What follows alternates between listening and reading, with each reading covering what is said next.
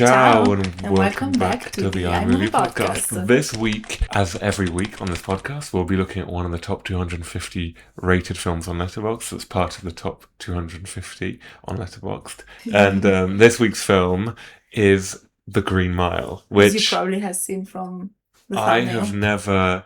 I had never seen before, but Letty had often referenced to me because it was a film that had marked her quite a lot. I mean, she often told me stories about the times she watched it. I guess it would make sense for you to share your story with this film before we start talking about it. I certainly will. Well, basically, I watched it actually for the first time in middle school, so I was like 13, I think, or 14, exaggerating. Back around the time it released, then. No, I was born actually. It's a film that came out the year that I was actually born, so everything matches. And I remember that we watched it in a cinema room that was just a cinema with a horrible TV, and we divided into two parts. So it's not like the best experience. It's quite a long film. It's long. It's like 3 hours and 10, something like that. And so great, but it's not the best experience in your life to do that. So what really marked me is that I managed to cry so much throughout these two parts, during and then after. I remember when we were back to class for next lesson or whatever, I was still crying. And I remember also some of my classmates, like especially one, who was a bit like, also the main actor has died. I was like, okay, it's not about the actor that I care so much about, it's more about the character. But yeah, I always remember it as the film that made me cry the most. And it didn't disappoint me this time. How many times have you seen it now? I don't know, I think about 6 maybe. 6? It's possible. Because I think I was, I watched it a few times. Between 5 and 6, I would say. And have you cried every single time you've watched? Of course. I think this might have been the time that I cried the least, and I cried a lot. So, but it's a tear-jerking film. It is a sad film. It is sad, and also because it's the beauty in a harsh reality, I think. So that's one of the most emotional and touching stories on Earth, I think. Before we delve into these things a bit more, we're going to give you a brief summary of the plot, as we always do, spoiler-free, and then we're going to play a clip from the film to put you in the mood. And after that, I would say we go into spoilers already. Yeah. I kind of already did. But, so this film is directed by Frank Darabont, who of course directed The Shawshank Redemption. Which we already discussed. Yeah.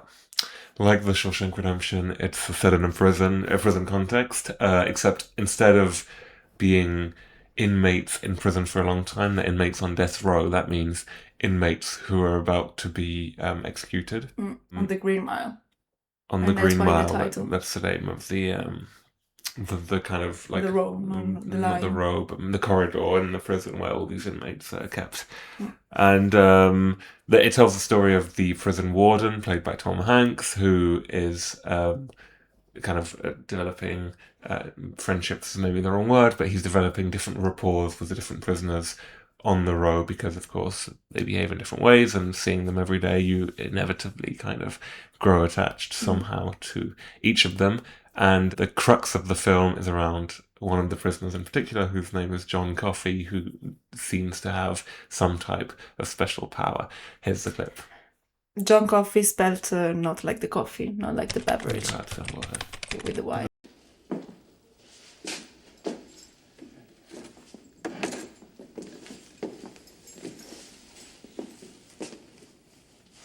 Anything special you want to eat for dinner that night? Can rustle you up most anything.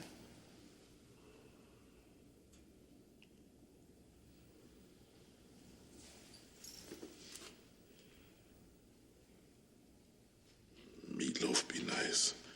Mashed taters, gravy, okra.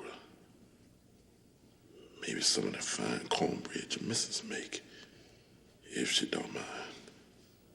I think the first thing that I wanted to note, and I think it's also, if you've seen the film, you'll also probably that will come to your mind straight away is the contrast with the Shawshank Redemption, because Okay, really. the two. Well, I think it's good to get it out of the way because they're two films by the same director, which very much follow similar themes and are in a similar mood. Even though the biggest difference, of course, is that Shawshank Redemption is from the point of view primarily of prisoners, and Green Mile is from the point of view primarily, not exclusively, but heavily Of the of the guards. guards. Yeah. So that's one difference of perspective that exists between the two films, even though both films do Focus on the engage with cruelty of the guards on also. behalf of the guards, including also the Green Mile. Even though in the Green Mile, only one of the guards is shown as being cruel. Really, Yeah. more or less. Although bullyism is there for everybody, I think. But I don't necessarily think that was something that Darabont wanted to highlight. Because I think, like, all the guards, not only Percy is the guard that is horrible all the time. I hate him. Of course, and you're supposed to hate him. And in the end, the guards are also horrible towards him as a reaction, but still. There is a lot of bullying in a certain way towards him, which is justified in as much as bullying can be justified. But that I think is more used as a comic trope. Towards Percy? Yeah, definitely. I think So it's not comic maybe, but more... Rabbits. It's definitely meant to give the audience, like, feeling of revenge. That's for Because it's all... I don't know how to... Like, catharsis. cathartical. Yeah. Yeah. But even, a sort of satisfaction in... Yeah, exactly. But it's not a primarily film that's aiming to be funny, in my opinion. It's not. Absolutely. This was my first time watching the film, and I enjoyed it, although I think it definitely has its limits in some ways it has of showing the world.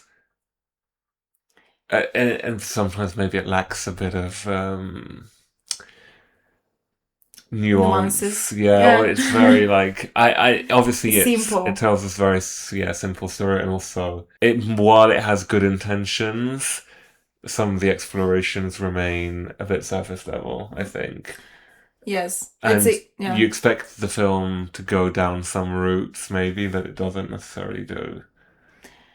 But that I don't know, because the fact is, the first time I watched it, I don't remember exactly what expectations I could have had, and now I knew exactly where it was going. So it's a bit hard for me to apply that process onto this film. However, I see that some complexities are missing, evidently, and even as you said, like the marking difference between the Shawshank Redemption and the Green Mile is the point of view somehow. And already think choosing to support the point of view of the guards sometimes, I don't think it's the... I don't know. Yeah, that is one thing, but I think it's also in the Shawshank Redemption, firstly, the system of prison is shown in a more complex way, which I understand it's a film that's more focused on the idea of prison. This is a film that deals with different themes. Whereas here, I think because the film is from the perspective of the guards and of Tom Hanks and there's I think 3 or 4 others who kind of friends, and they make up the film's not heroes but protagonists. I think you lose some interrogations of that prison system, and it becomes a bit more in a kind of Hollywood Spielbergian almost tradition of what a prison film would be, which doesn't. Whereas the Shawshank Redemption breaks the mold a bit from some traditions by being entirely from the point of view of the prisoners, and by having moral ambiguity, in the case of Morgan Freeman's character, who of course is guilty, but is still shown as a hero, as are some of the other prisoners. Whereas in The Green Mile, it's almost like the audience's sympathy for John Coffey is vindicated by his innocence. And that's like a cheat, almost a cheat. Spoiler. But we said we'd do spoilers. It's now. true. You know what I mean, though. See, although I think that's also why the main focus of The Green Mile is to criticize the death penalty. So what he wanted to show, the director, is the nuances of the death penalty. So some people who deserve it in a certain way. No, I mean, of course, I don't agree with death penalty at all. But let's say some people who are actually matching the standards of people who deserve to be murdered. And some people who regret like what they... Sam Rockwell's character, you mean? Like Billy the Kid. Yeah. Billy the Kid, who is a horrible character, of course. Played by young Sam Rockwell. Picture, I don't know, video. Yeah. And then we have Delacroix, who is guilty of something, but he regrets what he did, and clearly he has worked on what he did. So he's feeling like he would like to have a different life and to do things again so that he could deserve to keep living. Yeah. And so it's like a redemption. And then there is the third option, which is the one that makes you cry all your tears, which is what if you're actually innocent. And it's true, actually, I mean, it's true that many innocent people have been convicted of the death penalty and executed. So it's not like an unrealistic it's extremely real. trope. Especially because how do you do the process? Who is in charge of judgment? That's also something that I think is implicitly questioned. I mean, it's not like they never talk about the judgment, and not even about what they did, actually, because we just know Billy the Kid and John Coffey, because the two things are related. But we don't know, for example, what Delacroix did, or what the first inmate who got sentenced did. So we don't know. And the good thing is also that the guards don't even question it much. They're like, whatever they did, they read the reports and everything, but then they try to treat them with respect. Besides Percy, who I think he doesn't care what they did. He just wants to abuse of his power. Whereas in the Shawshank Redemption, all the guards are more Percy's, basically. My issue is, I think that in a lot of prisons, especially in that time, firstly, racism would be a lot more strife among the guards, which is not really shown in the film. It's shown from other inmates a bit, one other inmate, but it's not shown Billy the Kid from the guards at all. Not even besides from Percy, a bit. I think he uses maybe the word a couple of times. I don't know. Interesting. And I think that is like also not really shown in the Shawshank Redemption, which obviously is a big theme that's missing and very obviously missing in those films. In fact, when you think of it in the context of like American prison history, the fact that it features black characters but not discriminations on behalf of either police or black guards or the guards feels like an omission, especially in the 1930s. Can you imagine how bad it would have been in that period? Course. Yeah, because it's in 1935, so that's true. Although I think it's there in the background, as in the main three inmates, but one is US, and it's good. I think that the only one from the US is actually the one who committed the worst things on earth. Yeah, I think it's there, but there's an avoidance towards it because I don't think... I think they didn't want to fully... That's not a topic they were necessarily interested in particularly engaging with. No, although I think it's not, again... Like, it's present, but it's not focused on, which is okay. It's not focused on, no, it's not. But even the fact that John Coffey is black and huge and everything. Yeah. There's a fly. And also, sorry for the fly. And also, when you see in general sorry for the interruption, that fly really took our attention. We didn't kill it. We are not killers.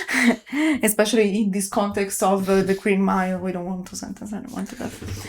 Yeah, and also the other inmates that you see when you are outside the Green Mile and that structure, you actually see that there are many black people. But I thought also... maybe the character of James Cromwell, so Warden Moores, who is the head of the prison of that department. At least I think he's shown a bit as potentially racist. Yeah, but even then it's not lent into as much as it could have been. And it's something that we can assume for certain behaviors or hesitance towards, meeting John Coffey, for example. But that's also a nuance that maybe I want to add. I don't know. I think also, I saw some reviews mentioning it, and they were mentioning how the character even of John Coffey himself is a bit simplified and made a bit, Sì, certo. the noble savage tropes of, if a black person is good, they have to be good in this very pure, childlike and simplified way, which, again, I'm not saying, that's impossible, it can't exist, but that's very much the trope utilized is in fact a lot of his blackness is somehow removed by his simplicity. It's true. And again, it's the true, 90s, it's a different time. This film, if it were made today, absolutely wouldn't be made in this way. No. Some things would clearly be changed. And the 90s were the time where a lot of discourses and ideas about these things were different. Also, it's made by white people. I don't think it's made with bad intentions. But written also because Stephen King was Stephen King was the original, and also you told me before that Stephen King said that this is the most faithful adaptation of one of his books. It's interesting because Stephen King also wrote The Shawshank Redemption. Exactly. Still directed by Darabont. So I don't know how much sense does this make, what I'm about to say. I think so, but I always have a bit the feeling that, I don't know, at least this time I had it, that John Coffey was kind of representing a Jesus figure, as in what would happen if now Jesus, in the biblical sense, would come to earth, on earth. How would we treat him? Would we recognize him or not? Yeah. And so he's also questioning the whiteness of Jesus, I think.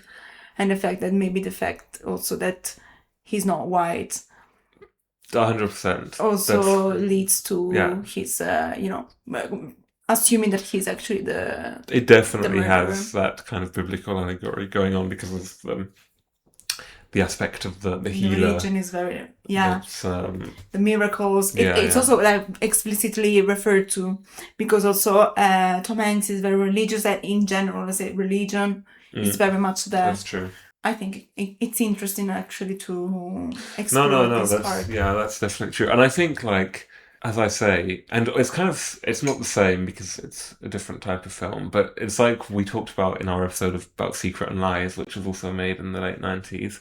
That Secret and Lies is definitely a film which has good intentions and isn't trying to be racist, but some things, if you look at them now, are not racist, but could be perceived as a bit simple or a bit by white people and for white people. And same for The Green Mile, even though the intentions are maybe a bit different, but I don't think it's trying to pass a racist message whatsoever. In fact, I think it's they're trying to do the opposite. Yeah.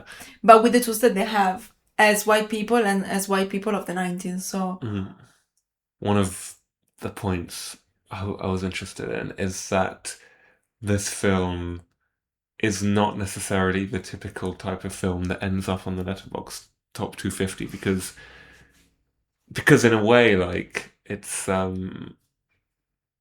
more part of a classical canon that sometimes is slightly rejected by Letterboxd users, and yet it's very highly rated. So what did you make? It's true because it's 4.3 and it's in the moment we're recording the number 183rd film, which was 184th in the moment we were watching it. So that's interesting, I think. However, you're right. I think it's a bit too simple in a certain way to belong to, or not so artsy film to belong to the top 250. Although it's very important, and I think in any case, a lot of the users of Letterboxd, for example, they are, I guess, from the US. Definitely not only, but a lot. Yes, and this theme I think is still very relevant, considering also that it's very much against death penalty and some states still have it.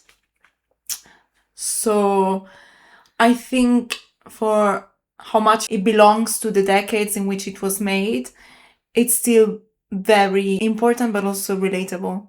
It's still useful now. So I see why, and I think that Also, it can give you strong emotions for which you, like in my case, you could still rank it higher or rate it higher than it could actually be. So, for example, I rated it now 4.5.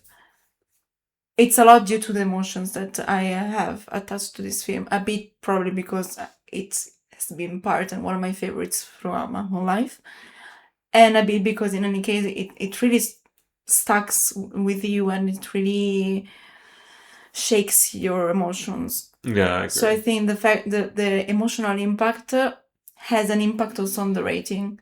So sometimes you can forgive some details that are maybe not as good as you wish they were, because it had an emotional impact, which is not the easiest thing to do. No, I agree. Although he plays a bit with the usual mechanisms of, okay, of course now you have to cry, so you're going to cry. But I think that's also with both of those films, but maybe a bit more with The Green Mile, the film is crafted firstly as a kind of American epic with a very classical soundtrack, but also it's very effective in the way in which it pulls on the heartstrings, because you spend a lot of time with these characters, and both films do show the harshness of that life quite repeatedly, and you really, because of the length of both films, you kind of almost feel like you become part of their, the whole film's set in one corridor basically, so you really get to start to know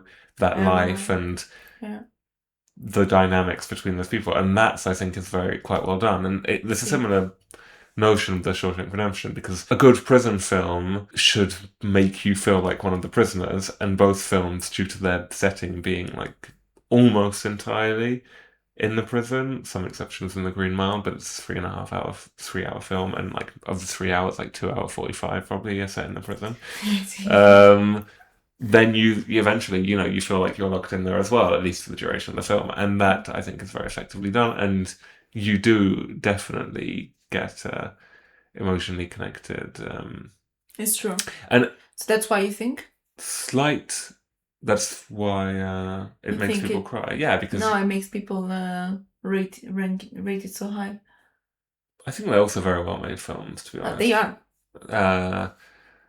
Like the acting is good, the writing is good. But again, simple in some ways, but it's well written for sure. It is. No, definitely. It delivers very well. Also like, the structure is classic. Yeah, I mean, The Green Mile starts with the old man starting to tell his story, which is Tom Hanks, like and finishes with that. Exactly. Same as The Notebook and many others. It's very American appealing, but I think it is a film made for the US audience. That's what I thought. Yeah.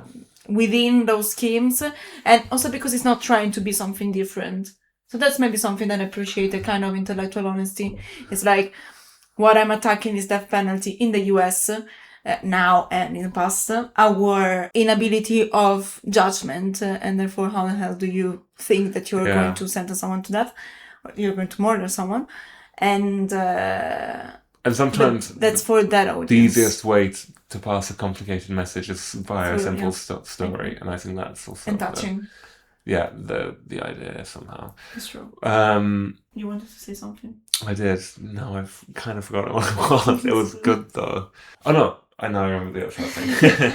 It did work. Okay, so the first thing I want to say is that, spoiler alert, of course, but that also the emotional release that the audience gets is different in both films, because in Shawshank, you end up crying tears of joy, and in Green Mile, you're crying tears of sadness, or at least that's the objective of the filmmakers. That's also an interesting thing. Even though there's some joy to be found at the end somehow, like crying with that, but still it's more of a sad ending in a traditional sense, whereas in the Shawshank Redemption, it's I think almost completely unambiguously happy. Maybe the sadness of having wasted years of your life, but the happiness at the end is definitely the overwhelming emotion, which isn't the case here. And in a way, I almost think the audaciousness of the Shawshank Redemption has such an absurd which we talked about in that review as well. The ending is slightly absurd and crazy, but I actually quite like that ending because it comes out of nowhere after all the pain and suffering. You get to that moment, and it feels like a real victory for the viewer as well as the characters. It's a feel-good film, whereas Green Mile is a feel-bad film almost. I mean, there's not much of that redemption. Yes, although I think what the Shawshank Redemption is doing is I show you the harshness and then you have a bit of relief at the end, but you still know a lot of the harshness, and not everybody made it to that happy ending.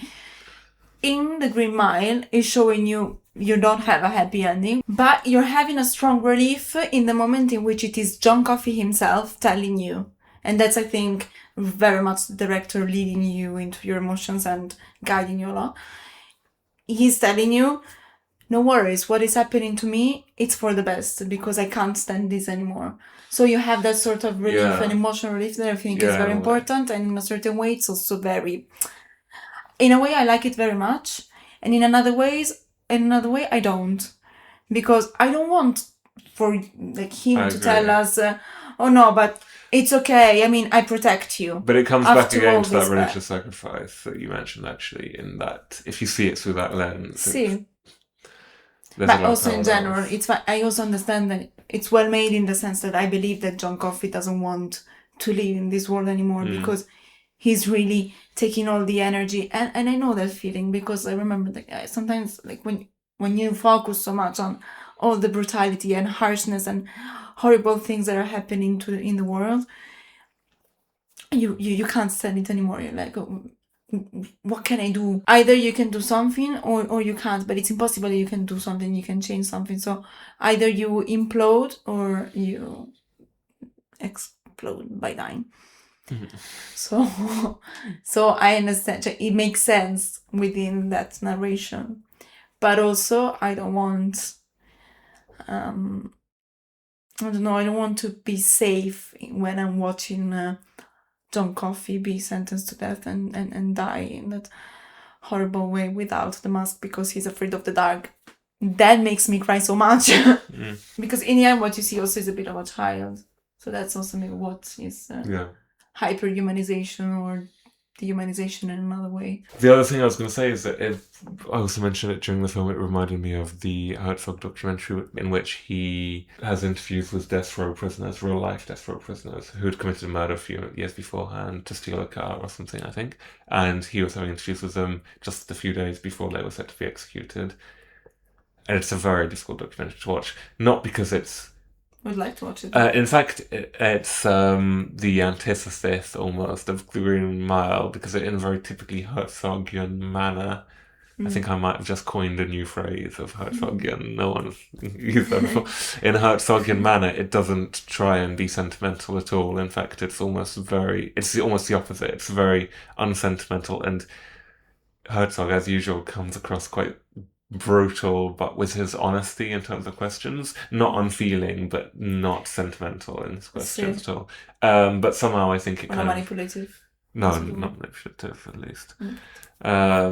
But it's interesting, and that also made me think, it's because it's such a unique situation, being sat in a cell, knowing you have a few days left. What provides hope in those situations? For example, in this Herzog documentary, the prisoners were still hoping that their sentence might be changed, and they were saying, they'd get a last appeal, or they didn't really accept yet that they were going to die. Which, of course, I understand, because in that situation, you have to grasp onto any hope you can get. How can you accept it? Either you want to die, or you can't. But that I would recommend as if you enjoyed The Green Mile, and that, enjoyed is maybe the wrong word, but if it's an interesting subject to you, that then I recommend also this documentary, the name of which I haven't been able to remember. A few moments later. This one, Into the Abyss. It turned off. So Into the Abyss was the Herzog documentary we were talking which is already on my watch list, of course, because if you don't know, I'm a watch list addicted. It came out in 2011. But that was what I wanted to say, because once you've seen Into the Abyss, I saw that before I saw the Green Mile. Going back to the Green Mile, it almost feels safer because, okay, at least It is safe. they're not real It people. is a safe film. Yeah, exactly. Yeah. I think, yeah. And they're not absolutely. even presented so much as real people. They're more, as we said, they're more representative than necessarily. Certo. I mean, they're I don't know. Yeah, they are more like, figures more than narrative figures. Yes, that are delivering some messages in the end. It's true. Also, yeah. But I think in a well written way, because even like Delacroix, we haven't seen him so much, but he stayed with me in my heart. Yeah, it's true. You start to bond with, but With that's him. also true as the Shawshank. I think in general, this director, See, it's this true. But Delacroix is a style of bit films. the guy who commits Yeah. suicide Yeah. in the Shawshank Redemption. Just and also interesting that you see it through also the mouse, because in the end with Delacroix you see his humanity through a little mouse, which is, you know, something that usually is considered as the least of the important elements of hierarchy of the. Yeah. I mean, it's considered as not important at all and unnoticed, and if you notice it, it should be that, and you should get rid of it. So, as it is for the guards. But you see how important it can be for someone who is not in a state of power and someone who is about to lose their life forever. And I like also, you know, that is giving dignity to a little mouse, and to the mouse and to the human connected to the mouse. And so I think it's an interesting narrative example, or a narrative tool to make you connect and bond with the character and with mouse. Also because it's through the mouse that we also understand how much John Coffey is experiencing the evil in the world. Yeah. When Delacroix gets sentenced to death, and I mean he's on the chair. And also, to be honest, another thing, I wouldn't have known so much about the electric chair if I hadn't watched it for such a long time in this film. I mean, I know what it is, but you know, imagination is different from seeing it. Of course, it's still in a film. But mamma mia, I think also how would you want to really see something like that? I understand the need for revenge, but it's like proper cruelty shown at your face, and it's terrible. As usual, we decided to write some questions. I would like to open this topic that I would like to discuss, I think, by this question. Do you think that the theme of the sexual harassment, because there has been a sexual harassment towards Percy by Billy the Kid. Alright, I was just playing. Come on now, I was just having... Ain't she sweet? Wharton, Soft like a girl. let him go. I'd rather fuck your asshole than your sister's pussy, I think. Wharton! Do you think that it has been explored in a well-made way, or not really? And that's it.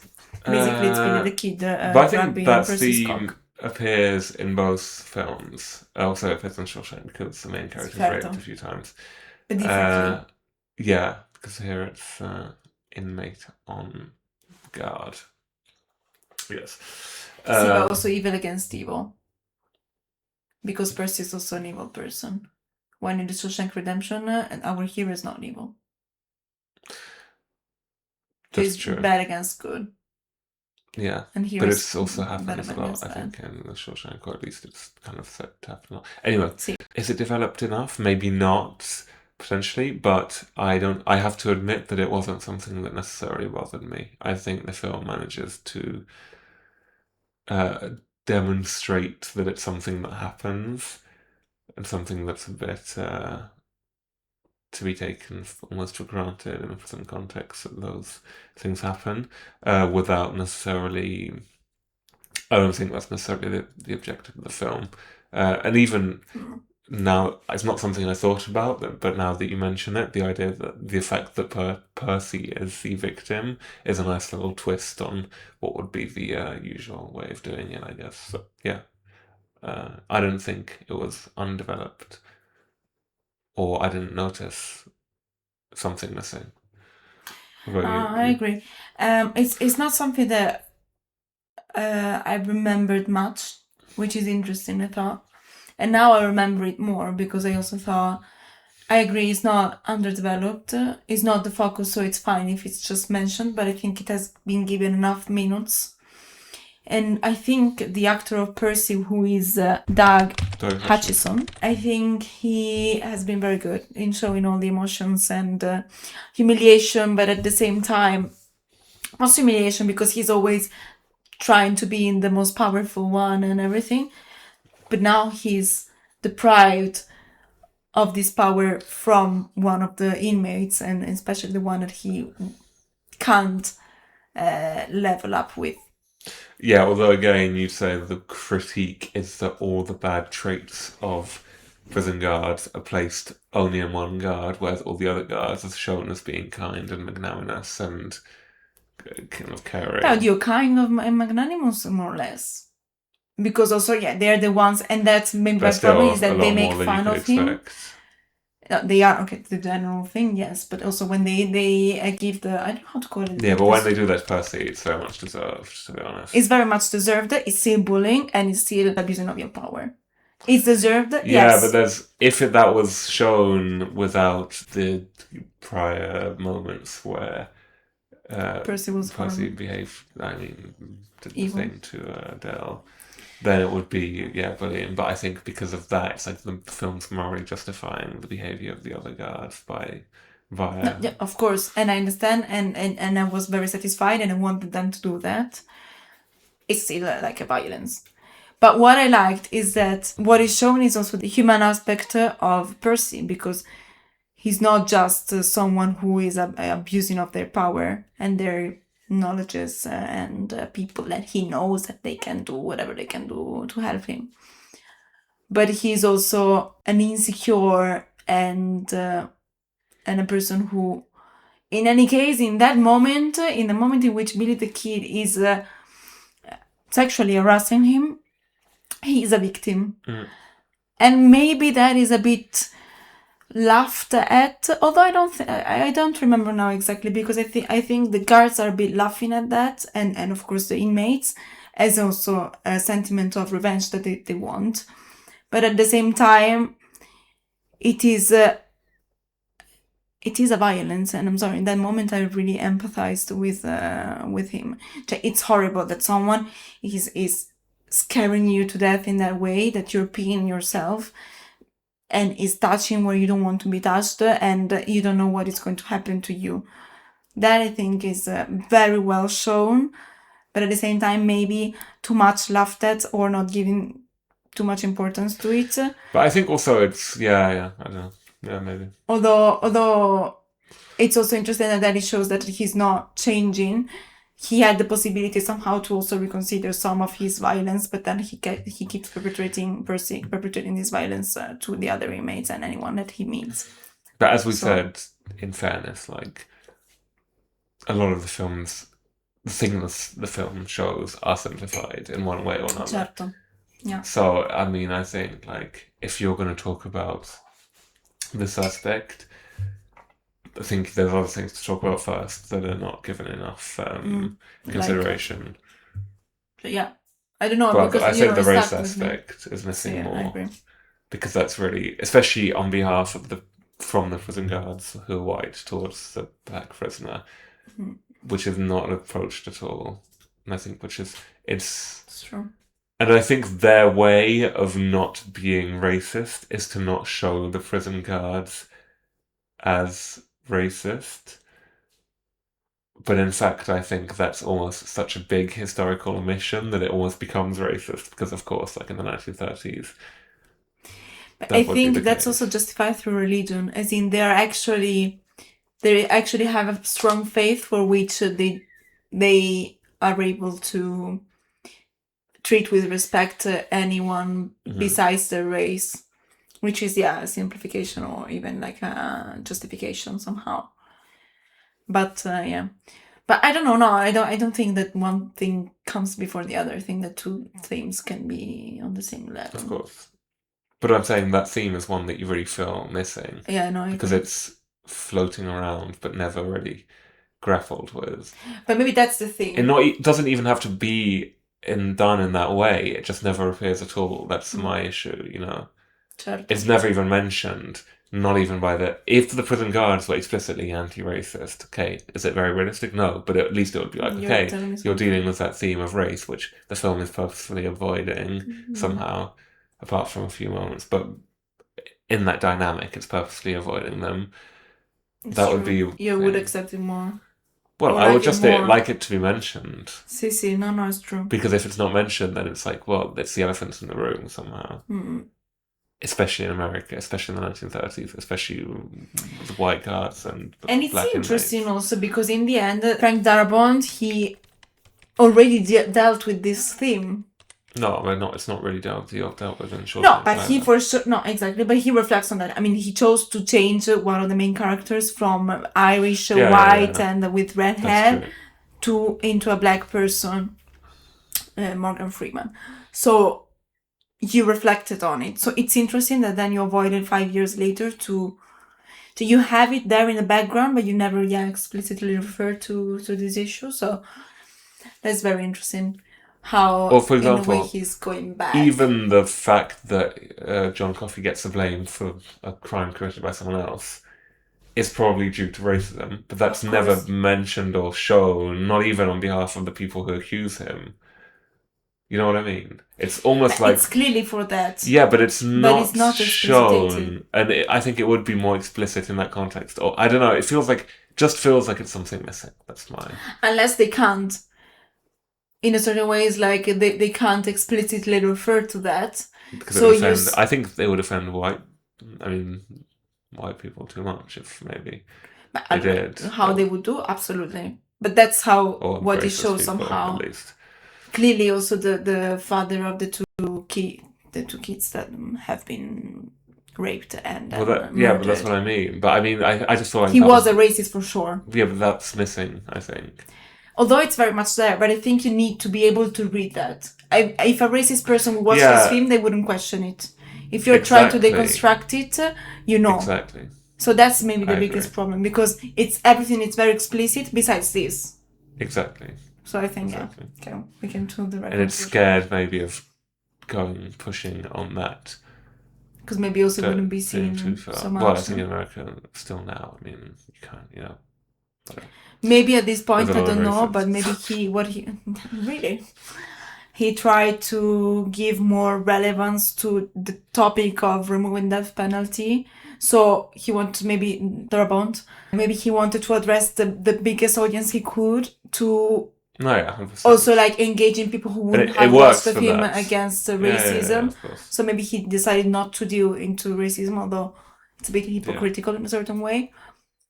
But if your goal is let's remove death penalty, then so I say two things can be true. Like it's a good film that's effective and touching, but it's also missing that big theme, and it's its time. Anyway, would you say this is your favourite Tom Hanks film? Tom Hanks, by the way, was originally meant to play the role of Andy in Shawshank Redemption.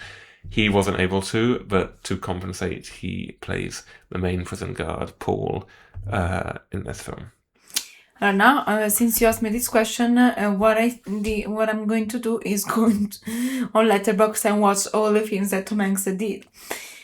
For sure, it's not Forrest Gump, although it's the most popular. Not surprising. I haven't seen so many actually, but every time Philadelphia, I liked it. Every time that I see one of his films, for sure I think about The Green Mile. That's also how I learned about. I agree. I mean, it's the first one I think that I watched properly. Or aware that Tom Hanks also is the main character, so I happen to know Tom Hanks on do you a like deeper Tom level. Hanks as an actor? I do actually. I think he's a good actor. Again, I don't really remember so many of his performances because for me he's the Green Mile, so he's boss, as they call him Also, another thing, the inmates show respect to him because he shows kind of respect.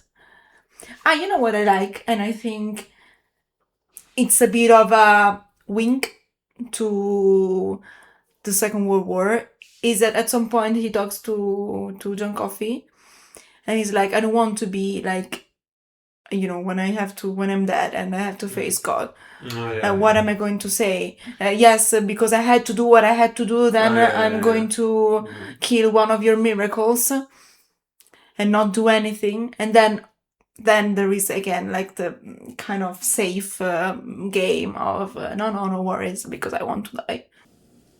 John, I have to ask you something very important now. I know what you're gonna say. You don't have to say it. No, I do. I do have to say it. John,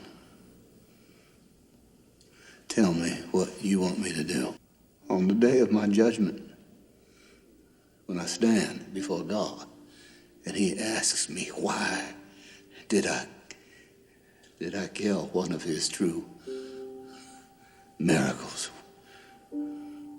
What am I going to say? So that's a good way to justify that. But also, the good thing is that Tom Hanks was trying to tell John Coffey, if you want, I can let you escape. But again, a bit giving the responsibility to the inmate who, I'm sorry, but in that moment, he's the person who should have, who is the most vulnerable. So of course, many things are shown in a very easy way, I think, in specifically in that moment, yeah. But yeah, I think in any case, I think The Green Mile is my favorite film of his, and I would say my favorite performance, but I don't know, because for example in Forrest Gump, I think he probably did a good job. I just really didn't like the film, so he didn't leave me anything, so I don't know. Maybe he was better than, I don't know, because actually in The Green Mile he was very good. He had different nuances in some moments.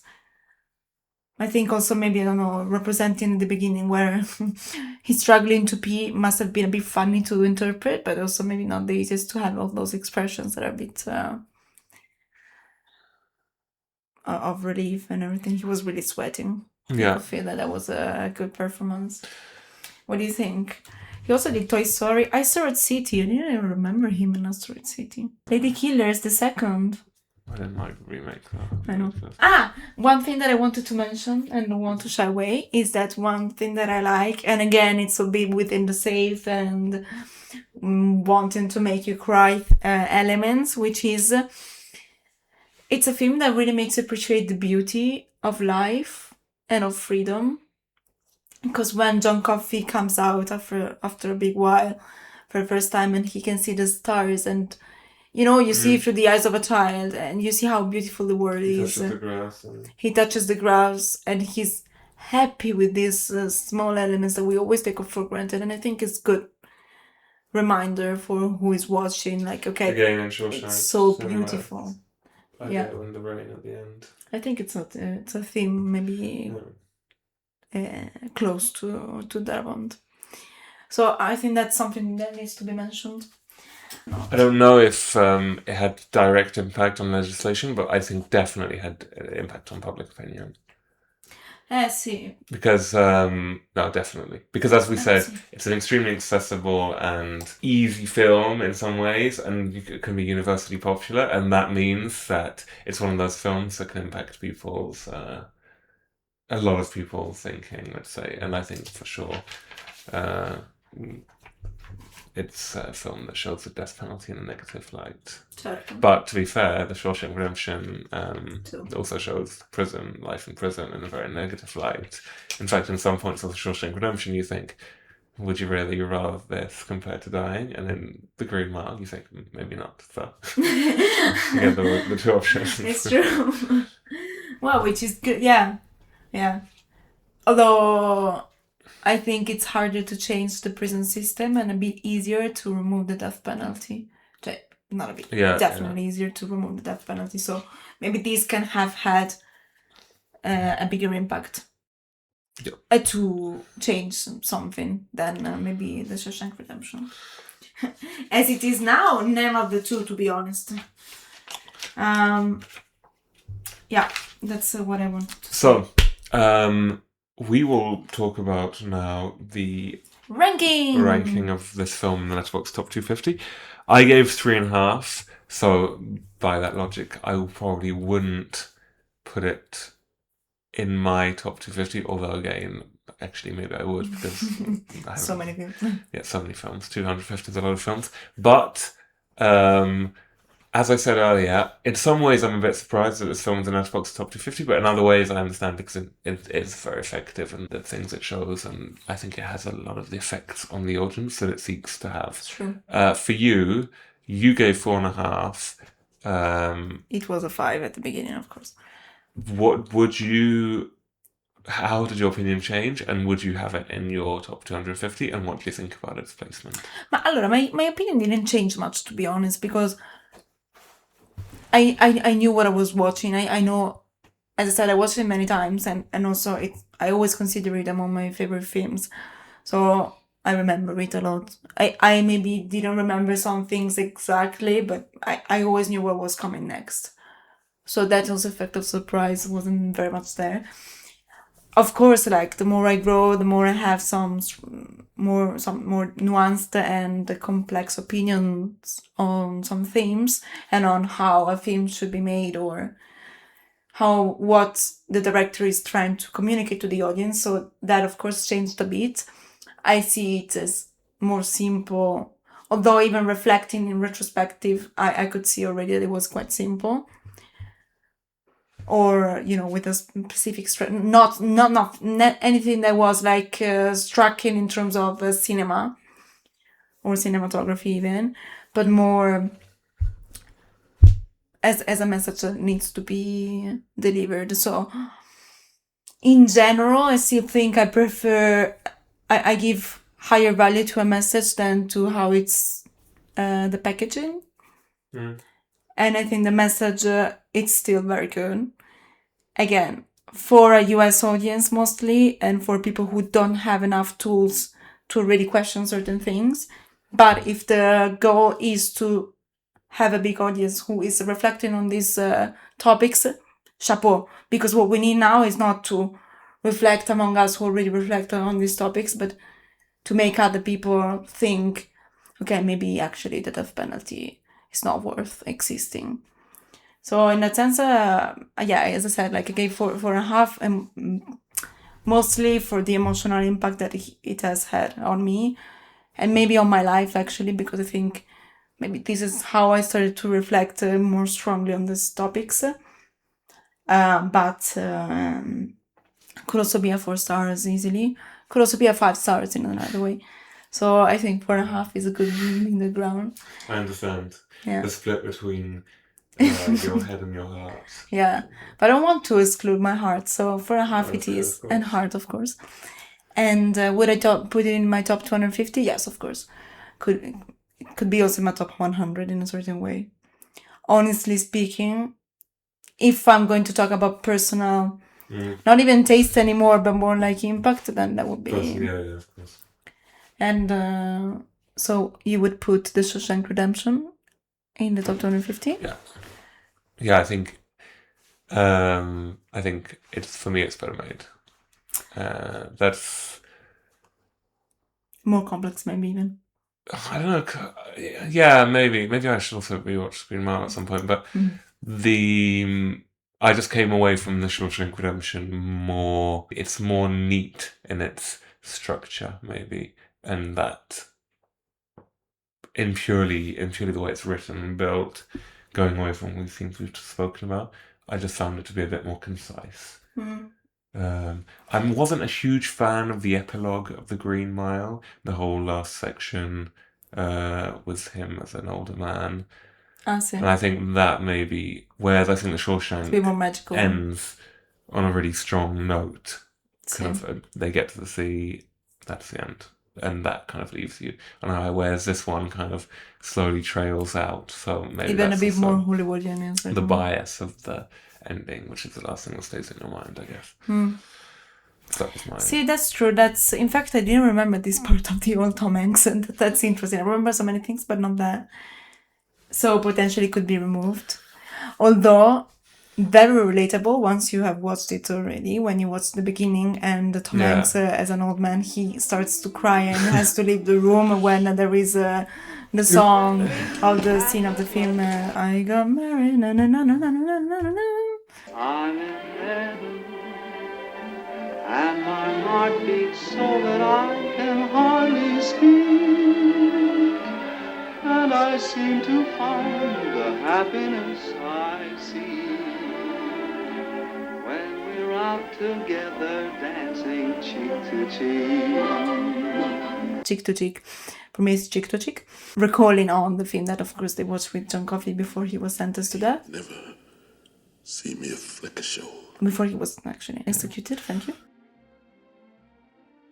So besides that, it's true, it's not the most relevant thing. Do you think that the Shawshank Redemption also is the film among the two, between the two, that made you want to discuss it the most? So which one is the one that left you with like desire to discuss? Maybe Green Mile, because we've spoken longer in this episode than we did in that one. No, yeah, I don't know. It's also longer, so I think Green Mile has slightly more flaws, at least through today's lens, so it leads to more discussion. Whereas Shawshank is also unanimously loved. I mean, also it's the first rated film ever on IMDb, and I think it's often cited among the best films ever made. So. fair. But I mean, it also can be discussed plentifully. But maybe there's more interesting debates and topics to touch on with the Green Mile. Maybe, yeah. Yeah, maybe, yeah. I agree. It's true. Maybe also because it's more neat, the Shawshank Redemption. Somehow you have less to say or to add. Maybe. I don't know. Well, in any case. Well, it was a pleasure to have this conversation with you. It's It was a really pleasure to record this video. And to finally have watched this film. We will, together. for me, yes. We will see you. If you have anything to say, like, comment, subscribe, give us your feedback in the comments, and we will see you in 2 weeks' time subscribe, please. with another video. And, Ciao. Bye. Bye.